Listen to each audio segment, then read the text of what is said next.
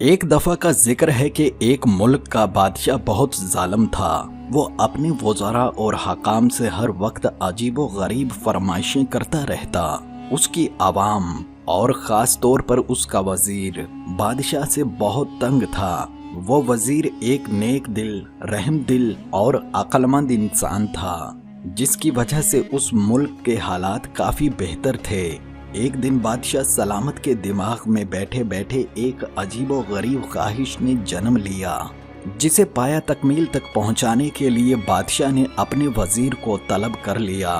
وزیر کو جب بادشاہ کی جانب سے بے وقت طلبی کی خبر ملی تو وہ سٹپٹا گیا، مگر کیا کر سکتا تھا؟ مجبوراً اسے بادشاہ کی خدمت میں فوراً حاضر ہونا پڑا۔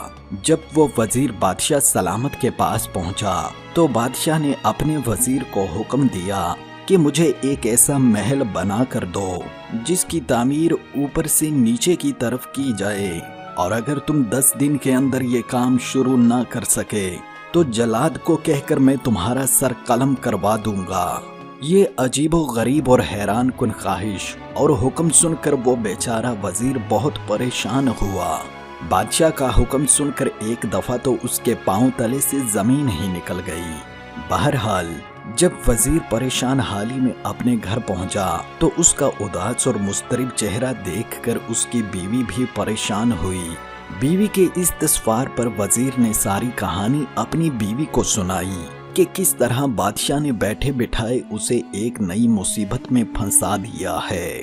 یہ سارا قصہ سن کر وزیر کی بیوی نے اسے مشورہ دیا کہ تم اس حوالے سے اپنے رب کے حضور مدد طلب کرو، یقیناً وہ ضرور کوئی نہ کوئی راستہ نکال دے گا۔ وزیر کو اپنی بیوی کا یہ مشورہ بہت پسند آیا۔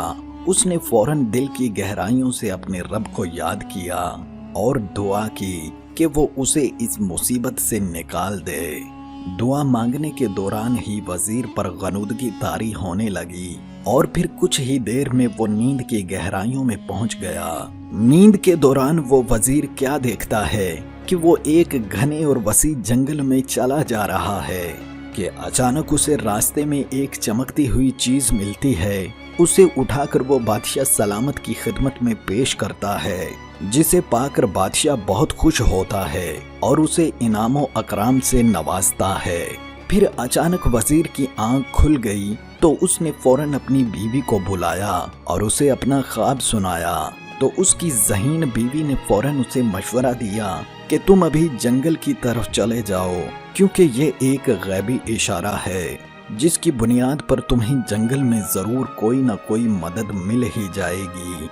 بیوی کی بات سن کر وزیر مطمئن ہو گیا اور اگلے ہی دن اس نے رخت سفر باندھا، کچھ زیادہ راہ ساتھ لیا اور سفر پر نکل کھڑا ہوا۔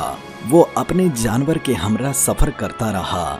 جب تھک جاتا تو راستے میں آرام کر لیتا، پھر دوبارہ اپنے سفر پر نکل کھڑا ہوتا۔ یوں ہی سفر کرتے ہوئے اسے 4 دن لگ گئے، مگر اسے راستے میں کوئی ایسا جنگل نظر نہیں آیا جو اسے خواب میں دکھایا گیا تھا۔ 5ویں دن وہ پریشان ہو کر سوچتا ہے کہ اب مجھے واپس چلے جانا چاہیے، کیونکہ باقی 5 دن رہ گئے ہیں، اور اگر میں نے بادشاہ کی خواہش کی تکمیل کے لیے اس کا محل تعمیر کروانے کے حوالے سے کام شروع نہ کروایا تو بادشاہ ضرور میرا سر قلم کروا دے گا۔ جب وزیر مڑنے لگا تو اچانک اس کی نظر ایک خرگوش پہ پڑی جو بیچارہ ایک شکنجے میں پھنسا ہوا تھا اور بڑی تکلیف میں تھا۔ نیک دل وزیر نے جب یہ منظر دیکھا تو اس کا دل پسج گیا، لہٰذا اس نے فوراً آگے بڑھ کر اس خرگوش کو شکنجے کی قید سے آزاد کر دیا۔ خرگوش کو آزادی دلانے کے بعد جو ہی وزیر واپس پلٹا تو اسے اپنے عقب سے ایک انسانی آواز سنائی دی، جسے اچانک سن کر وہ پہلے تو ڈر گیا، مگر پھر ہمت کر کے پیچھے مڑا تو کیا دیکھتا ہے کہ اس خرگوش کی جگہ ایک چھوٹا سا بونا کھڑا ہے۔ اس بونے نے وزیر کو کہا کہ اے نیک دل انسان، تمہارا بہت بہت شکریہ جو تم نے مجھے اس قید سے آزادی دلائی۔ پھر دونوں تھوڑی دیر باتیں کرتے رہے۔ بونے نے وزیر سے یوں در بدر بھٹکنے کی وجہ پوچھی تو وزیر نے اپنی ساری کہانی اسے بتا دی۔ کہ کیسے بادشاہ نے ایک عجیب و غریب محل بنانے کی خواہش کا اظہار کر رکھا ہے، جس کی عدم تکمیل میں وہ مجھے قتل کروا دے گا۔ پھر میں نے ایک خواب دیکھا جسے غیبی اشارہ سمجھ کر میں گھر سے نکلا تھا، مگر ابھی تک میری مشکل کا کوئی حل نہیں نکل سکا۔ یہ ساری کہانی سننے کے بعد اس بونے نے وزیر کو کہا کہ تم میرے ساتھ چلو۔ چلتے چلتے وہ وزیر کو ایک غار کے پاس لے آیا اور اسے اندر جانے کے لیے کہا۔ وزیر اس غار کے اندر گیا تو کیا دیکھتا ہے کہ اندر ایک باریش اور روشن چہرے والے بزرگ عبادت میں مصروف ہیں۔ وزیر نے انہیں سلام کیا اور اپنی مشکل بیان کی، جسے سن کر پہلے تو بزرگ مسکرائے، پھر وزیر کو تسلی دیتے ہوئے کہا کہ بیٹا یہ کوئی بڑا مسئلہ نہیں ہے، اس کا حل میرے پاس موجود ہے۔ اتنا کہہ کر بزرگ نے وزیر کو ایک طوطا دیا کہ اس کو اپنے ساتھ لے جاؤ، یہ تمہاری مدد کرے گا۔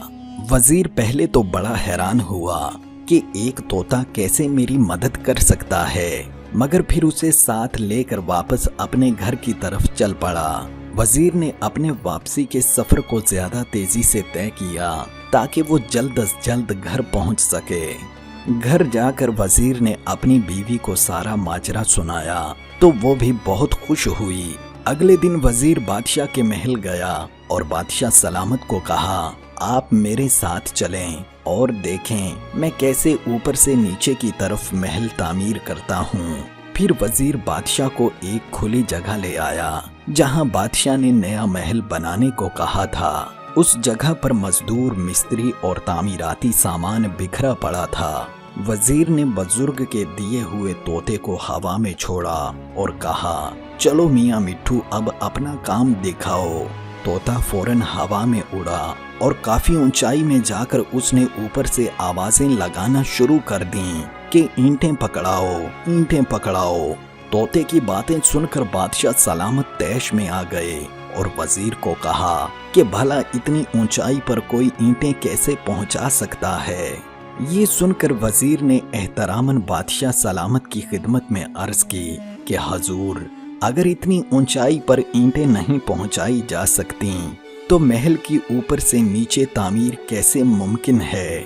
بادشاہ اپنے وزیر کی عقل مندی دیکھ کر بہت خوش ہوا، اسے انعام و اکرام سے نوازا اور اس نے آئندہ کے لیے ایسی بیجا خواہشات سے توبہ بھی کر لی۔